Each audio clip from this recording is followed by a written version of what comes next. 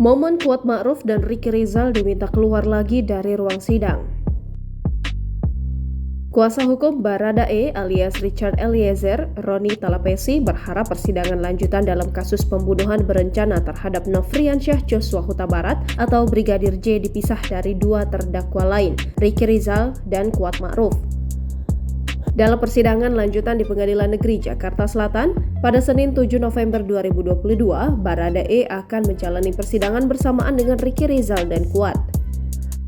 Roni menyebut alasannya persidangan tetap ingin dipisah karena Baradae berstatus sebagai justice kolaborator.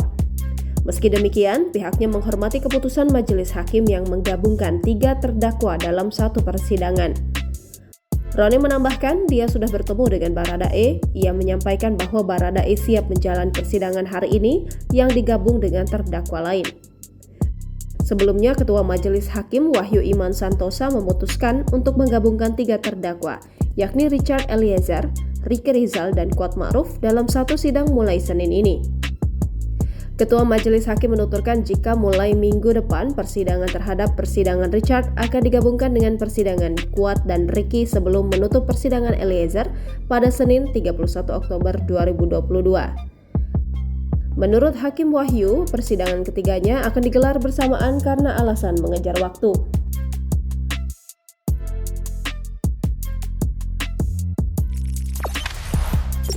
Jangan lupa subscribe, share, komen, dan like ya!